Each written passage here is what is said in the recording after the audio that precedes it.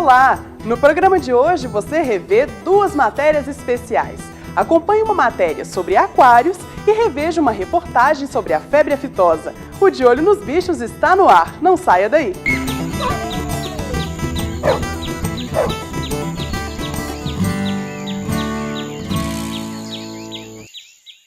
A campanha de vacinação contra a febre aftosa é realizada no país durante os meses de maio e novembro. O rebanho brasileiro está praticamente livre da enfermidade por meio da vacinação, uma realidade positiva para a pecuária nacional. Na matéria de Franco Malheiro, conheça um pouco sobre a doença e saiba como é feito o combate no Brasil. A febre aftosa é uma doença causada por um vírus que ataca principalmente o rebanho bovino. Os sintomas são muito claros e prejudicam a alimentação e nutrição do rebanho. Quando o animal adoece, os primeiros sintomas que são perceptíveis, o animal começa a diminuir o apetite, ele tem febre, ele começa a ficar mais quieto, né?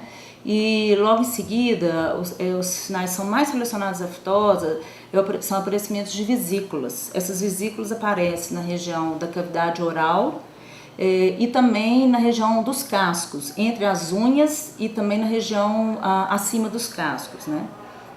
Essas vesículas vão evoluindo para úlceras e, obviamente, ao acontecer isso, o animal diminui muito a alimentação, porque ele não consegue comer direito, e um dos sintomas relacionados exatamente com essa vesícula na mucosa oral é a salivação. Então o animal fica babando. O causador da febre aftosa foi a primeira espécie de vírus a ser descoberta.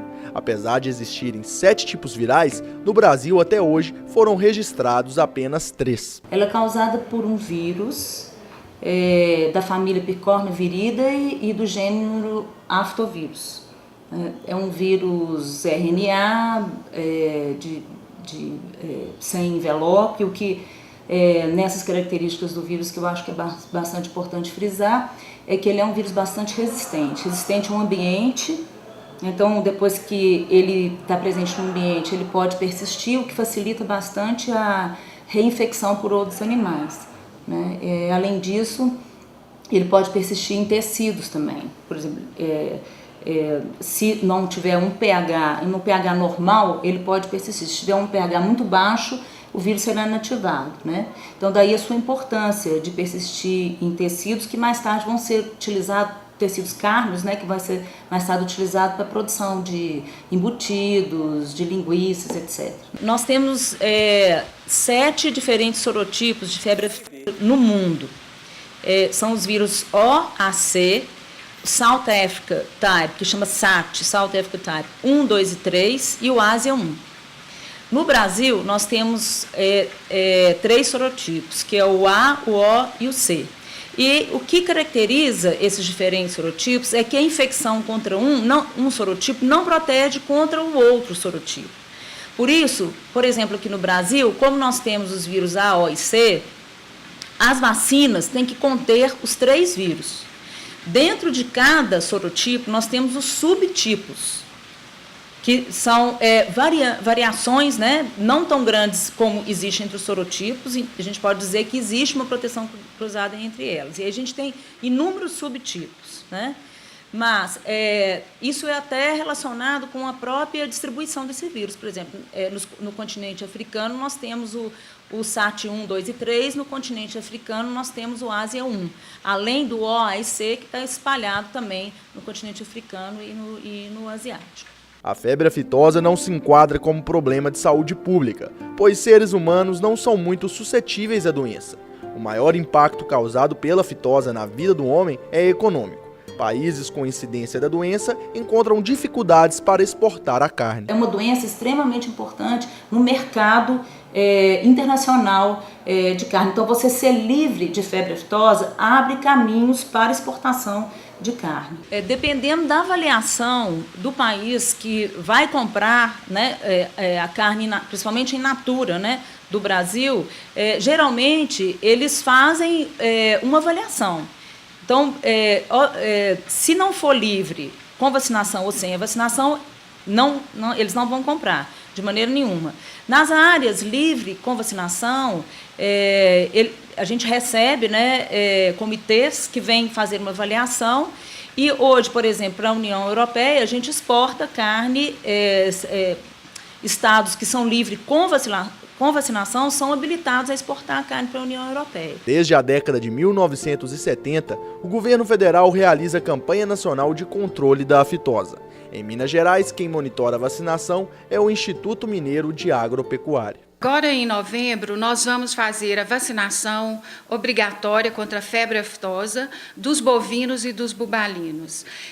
Lembrando que nós temos 2 etapas de vacinação ao longo do ano. A primeira etapa ela é realizada em maio, foi realizada e todo o rebanho foi vacinado.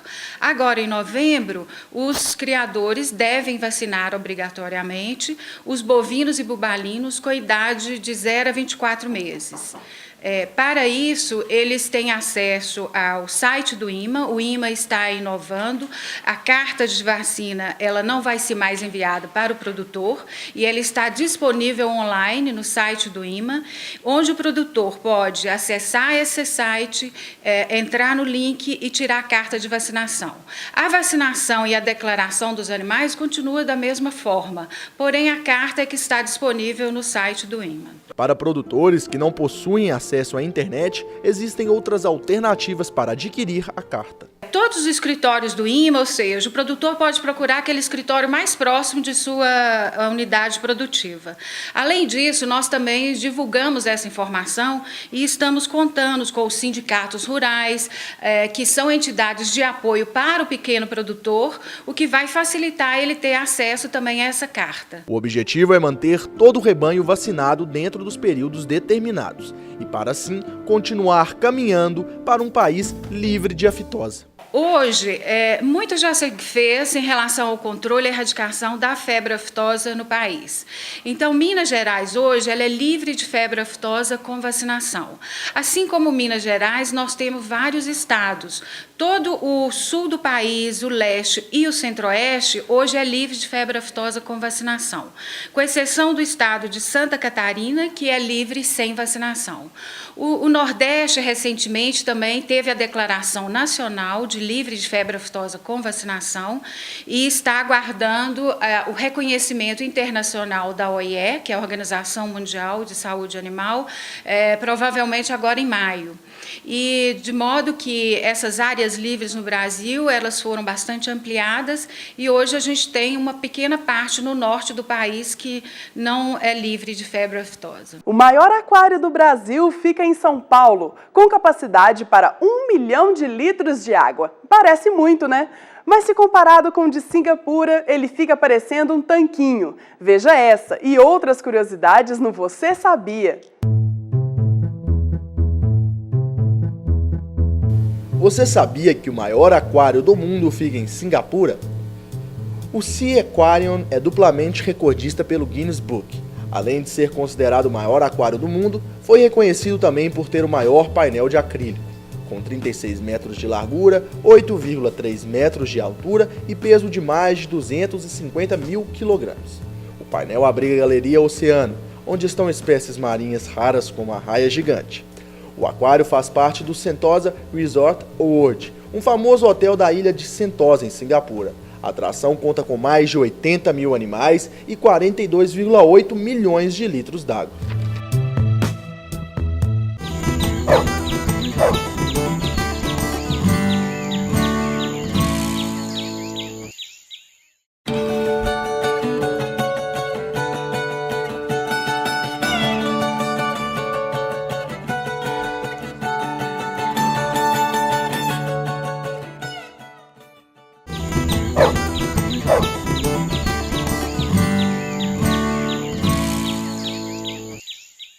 Se você se interessa por peixes e gostaria de ter alguns em casa, reveja a matéria a seguir. O nosso repórter Franco Malheiro trouxe dicas de como cuidar do seu aquário.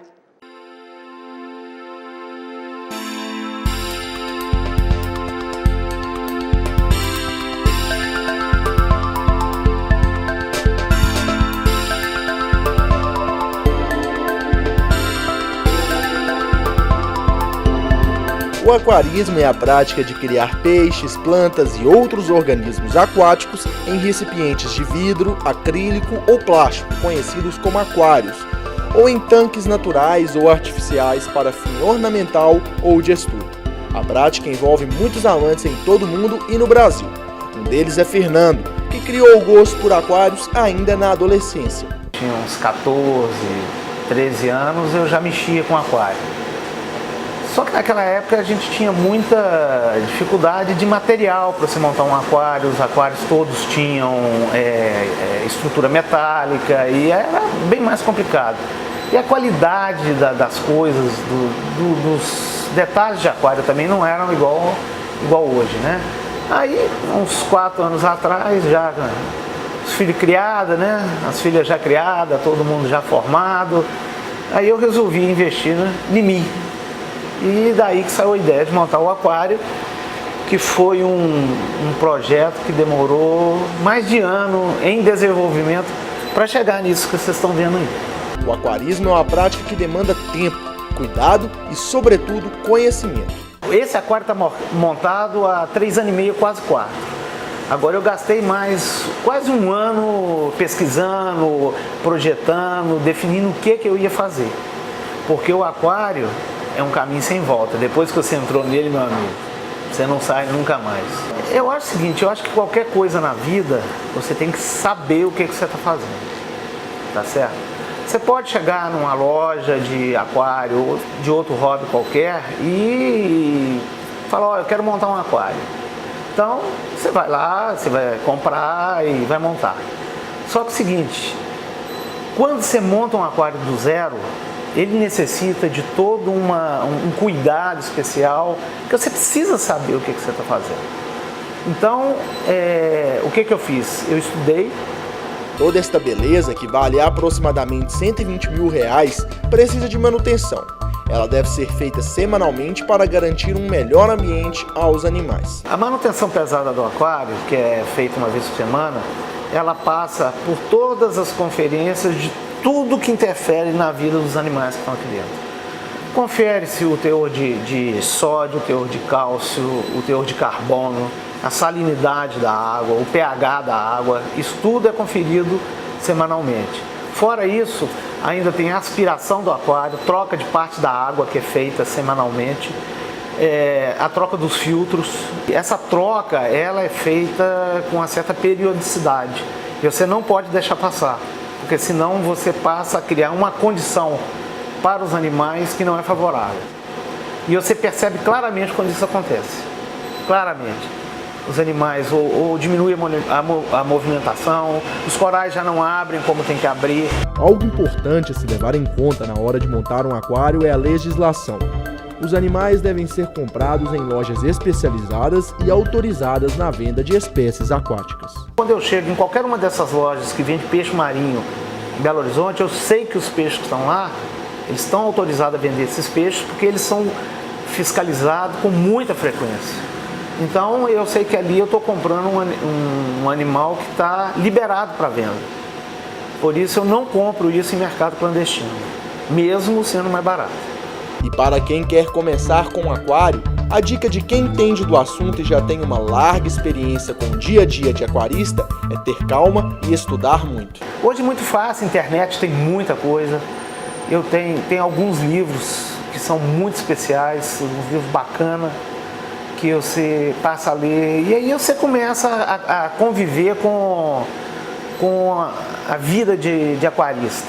Então, você pode achar uma tabela que ela te mostra quais os peixes que podem conviver junto, qual o peixe que pode viver com coral.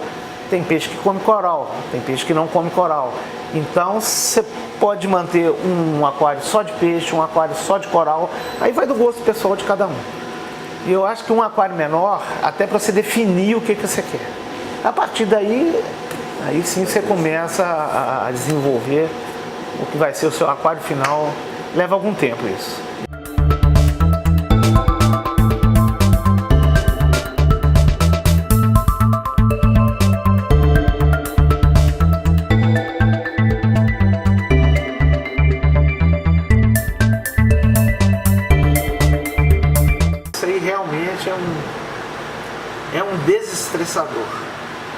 é um desestressador. E uma coisa que eu acho muito interessante, o aquário sente quando você está ruim também. Tá? Então, assim, o dia que você está mal, se você chegar perto, é impressionante. Você vê uma diferença no comportamento de tudo. Ele capta realmente a sua energia. É um prazer, assim, só tem um jeito de saber qual é esse prazer. Você tem que montar um e ficar na frente dele para poder curtir. O De Olho nos Bichos fica por aqui. As novidades você acompanha nas páginas do Facebook e do Twitter. Muito obrigada pela companhia e até o próximo programa. Tchau, tchau!